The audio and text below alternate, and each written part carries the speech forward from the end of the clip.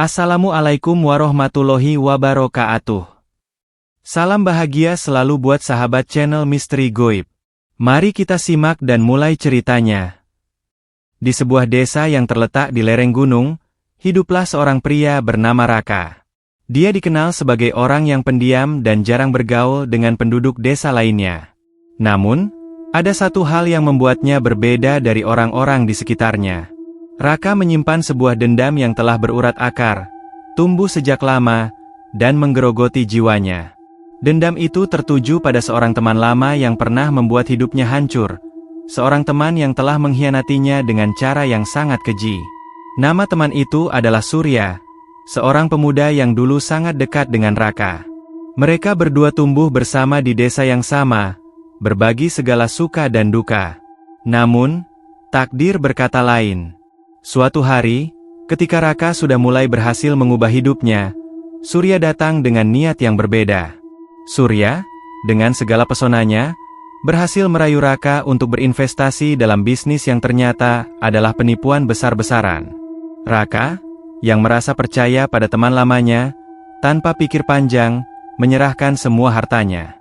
Namun, ketika bisnis itu gagal dan Raka kehilangan segalanya, Surya dengan licik menghilang begitu saja, meninggalkan Raka dengan kehancuran yang mendalam. Raka merasa dikhianati oleh orang yang seharusnya paling dia percayai. Hati yang terluka itu tumbuh menjadi sebuah dendam yang semakin membara seiring berjalannya waktu. Setelah bertahun-tahun, Raka memutuskan untuk membalas dendam. Namun, dia tidak ingin membalas dengan cara yang biasa. Raka ingin sesuatu yang lebih. Sesuatu yang akan membuat Surya merasakan penderitaan yang sama, bahkan lebih. Dia memikirkan segala cara untuk membuat Surya merasakan siksaan yang akan menghancurkan jiwa dan raganya. Dalam proses pencariannya, Raka teringat akan sesuatu yang cukup unik di desanya. Sebuah ayam hitam legam yang langka, yang oleh penduduk desa disebut sebagai ayam cemani. Ayam cemani, menurut legenda desa, memiliki kekuatan mistis. Konon, ayam tersebut bisa digunakan untuk upacara tertentu yang melibatkan pengorbanan jiwa. Raka yang semakin terobsesi dengan ide balas dendam ini mulai melakukan riset tentang ayam tersebut. Ia mendengar cerita dari orang-orang tua di desa bahwa siapapun yang mengorbankan ayam cemani akan memperoleh kekuatan untuk mengutuk seseorang, membuat mereka merasakan penderitaan yang tiada akhir, sebagaimana ayam cemani itu disembelih. Menurut kepercayaan, nyawa yang diambil dari ayam cemani akan digantikan dengan nyawa orang yang dikorbankan, dalam bentuk penderitaan yang begitu dahsyat. Malam itu, setelah berhari-hari mencari ayam cemani, Raka akhirnya menemukannya. Ayam hitam legam itu berada di sebuah kandang milik seorang peternak tua yang terkenal di desanya. Tanpa ragu, Raka membeli ayam tersebut dengan harga yang sangat mahal. Dalam hatinya, ia tahu bahwa ini adalah langkah pertama dalam rencananya untuk menghancurkan Surya. Raka mengembara ke rumahnya, membawa ayam cemani itu dengan hati yang dipenuhi kebencian dan kemarahan. Dia tahu, apa yang akan ia lakukan selanjutnya adalah keputusan yang tak akan pernah bisa ia sesali. Dendamnya harus dibayar lunas, dan Surya akan merasakan rasa sakit yang lebih dalam daripada yang bisa dibayangkan oleh manusia biasa. Pagi hari berikutnya, Raka mendatangi rumah Surya dengan hati yang dingin. Surya yang tidak tahu apa yang akan terjadi, menyambutnya dengan senyuman yang selalu ia tunjukkan pada orang lain. Surya tidak tahu bahwa itu adalah senyuman terakhir yang akan dia tunjukkan. Pagi itu, Surya sedang duduk santai di beranda rumahnya, menikmati secangkir kopi panas sambil melihat aktivitas penduduk desa yang berlalu lalang. Sejak kembali ke desa setelah bertahun-tahun menghilang, Surya merasa hidupnya telah kembali normal. Segalanya berjalan lancar, dan kenangan buruk tentang masa lalu sudah hampir dilupakan. Namun, dia tidak tahu bahwa seseorang yang pernah sangat dekat dengannya kini menyimpan kebencian yang mendalam. Tiba-tiba, sebuah ketukan keras terdengar di pintu depan rumahnya.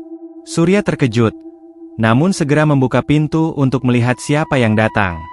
Di depannya berdiri Raka, teman lama yang sudah lama tidak dia temui. Wajah Raka terlihat dingin dan penuh dengan ketegangan. Surya, dengan senyum tipikalnya, menyapa Raka dengan ramah. "Raka." "Wah, Sudah lama sekali kita nggak bertemu. Apa kabar?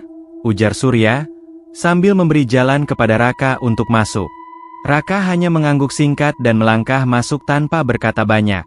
Suasana terasa aneh dan canggung. Surya yang merasa sedikit bingung dengan sikap Raka yang tidak seperti biasanya, mencoba mengusir rasa cemasnya. Raka duduk di kursi dengan tenang, memandangi Surya yang masih berdiri di dekat pintu. Surya, Raka akhirnya membuka suara, aku datang bukan untuk sekadar bersilaturahmi. Aku datang untuk menuntut balas.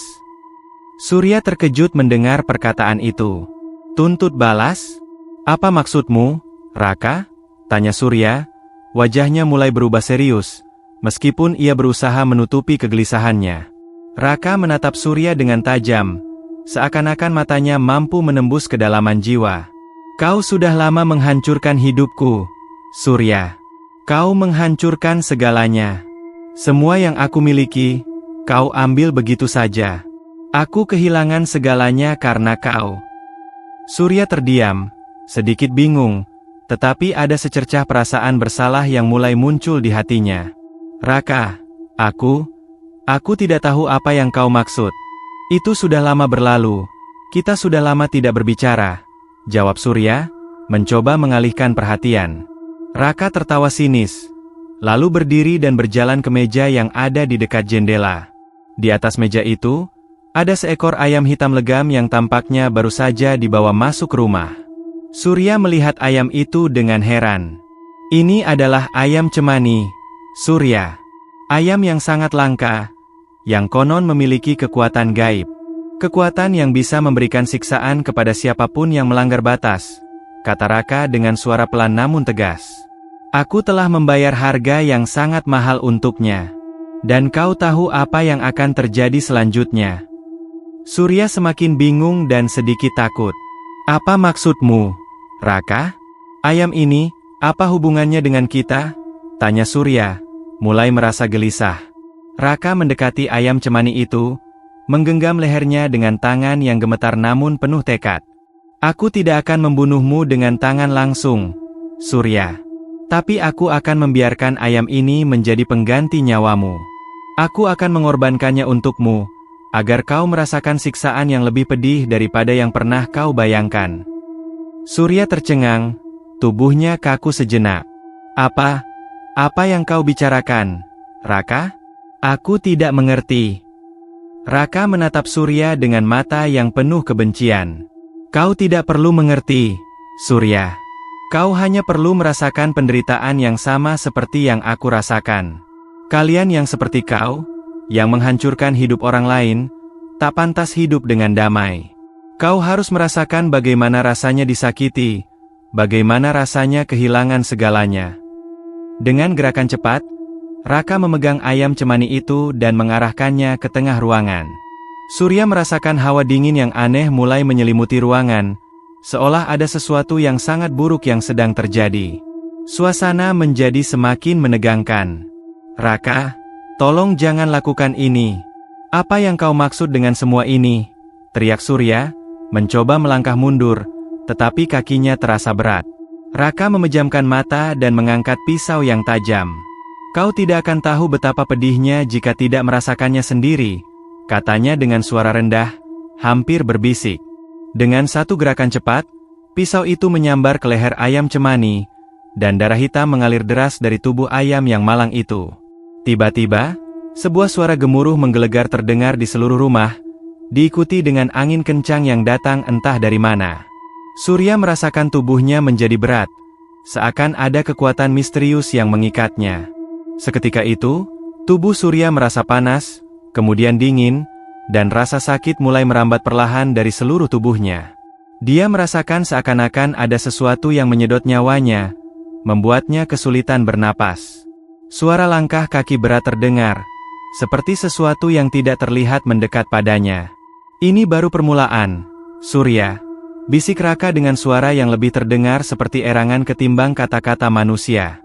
Rasakan penderitaan itu, karena itu adalah harga yang harus kau bayar. Sekarang, Surya benar-benar merasakan apa yang dimaksud oleh Raka.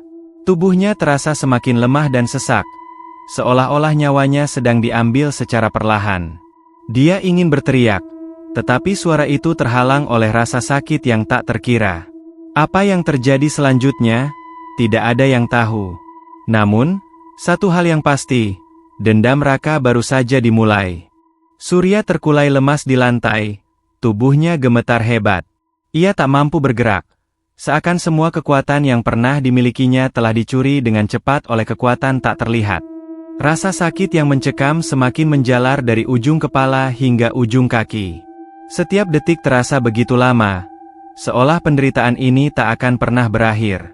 Dengan pandangan yang kabur, Surya melihat Raka berdiri di dekatnya. Wajahnya tampak terbalut kegelapan dan kebencian yang luar biasa. Senyum sinis terlukis di wajah Raka, meskipun tak ada kebahagiaan yang tampak. Justru, ada kepuasan yang lebih mengerikan dari itu. Kepuasan dari menyaksikan penderitaan yang ia ciptakan. Aku akan membiarkanmu merasakan apa yang kurasakan, Surya. Setiap tetes darah yang keluar dari tubuh ayam cemani itu akan mengalir melalui tubuhmu, kata Raka, dengan suara yang lebih menyerupai bisikan, namun penuh dengan keinginan yang gelap. Kau yang dulu mengkhianatiku, membuatku jatuh, kini harus merasakan penderitaan yang tak terhingga. Surya, yang tubuhnya kini hampir tidak dapat merespons, mencoba untuk berbicara, namun bibirnya terasa kaku.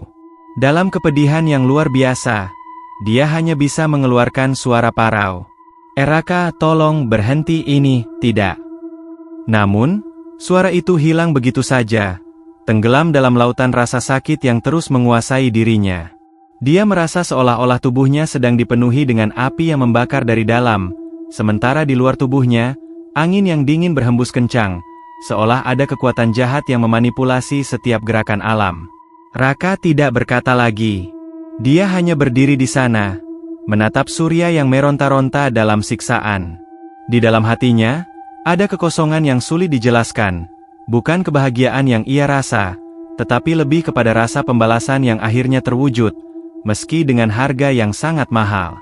Tiba-tiba, sekelebat bayangan hitam muncul di sudut ruangan. Surya yang terbaring lemas, hanya bisa melihat bayangan itu samar-samar. Mungkin itu hanya halusinasi yang disebabkan oleh rasa sakit yang sangat hebat, pikirnya. Namun bayangan itu semakin mendekat, dan bentuknya mulai lebih jelas. Sebuah sosok gelap, tinggi besar, berdiri di hadapan Surya. Wajahnya tak terlihat jelas.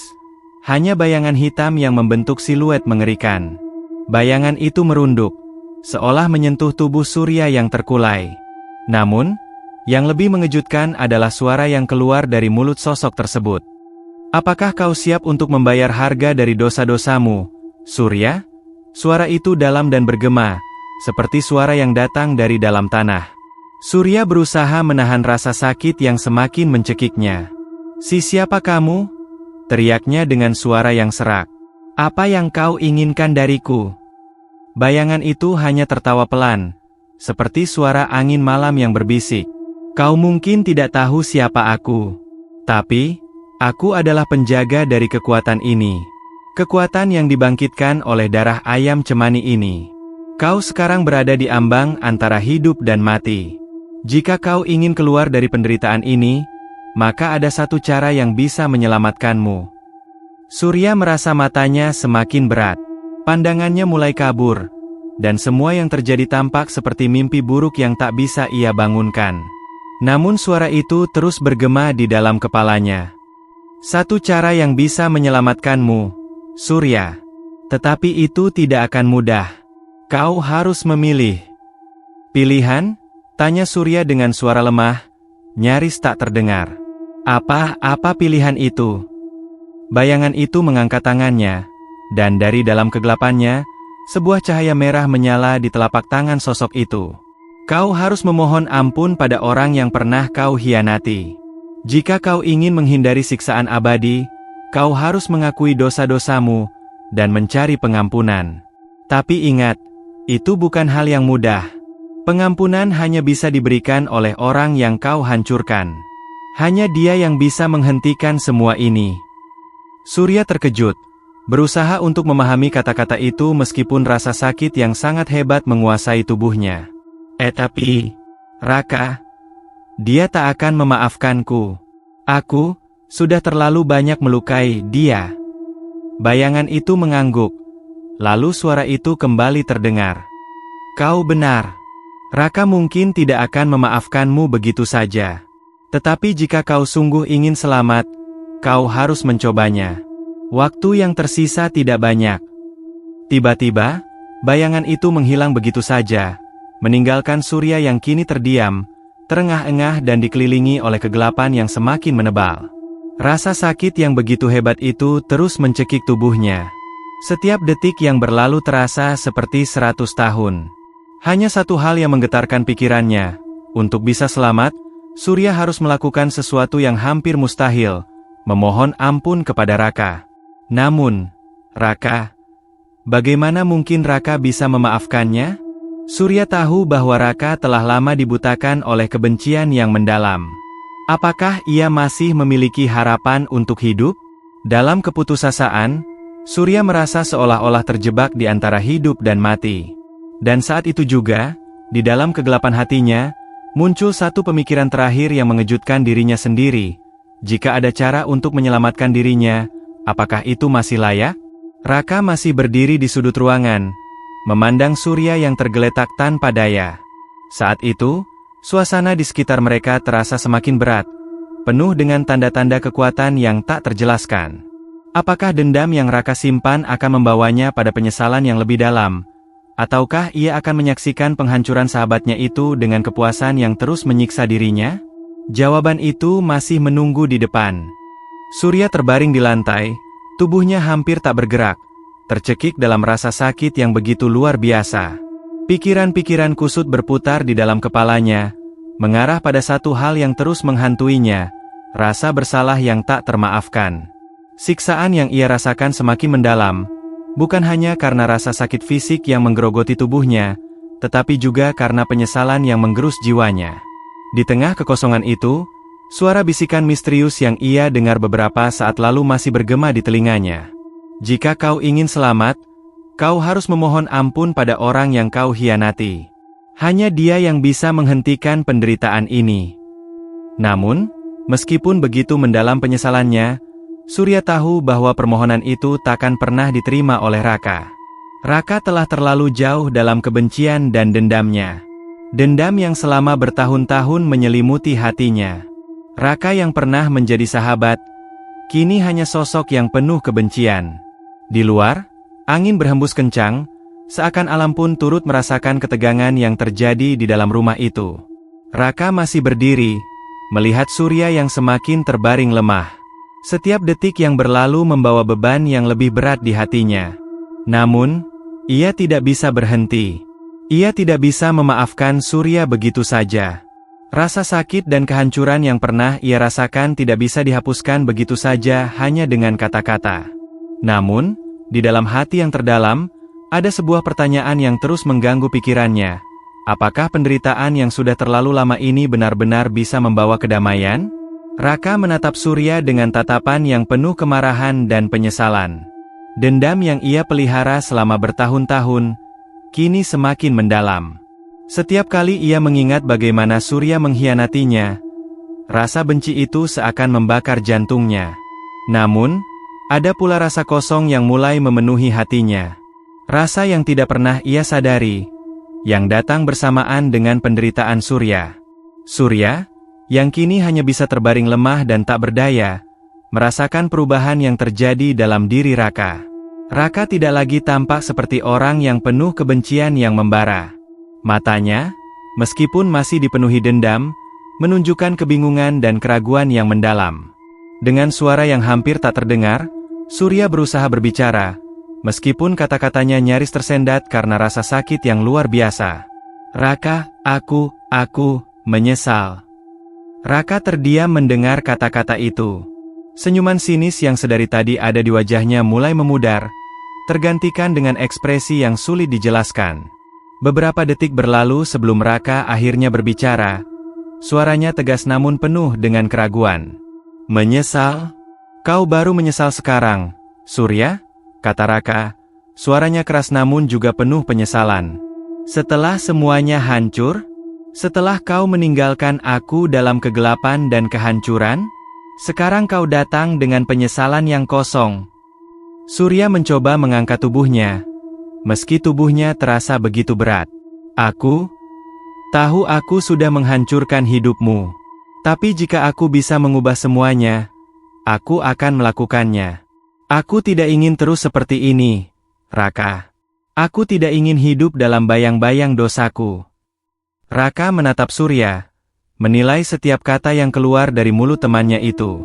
Wajah Surya terlihat sangat lemah, seakan hidupnya sudah habis.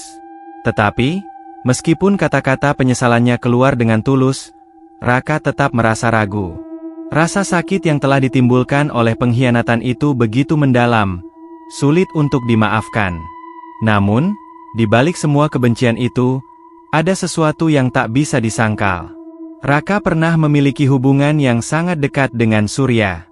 Mereka berbagi banyak kenangan indah dan sulit.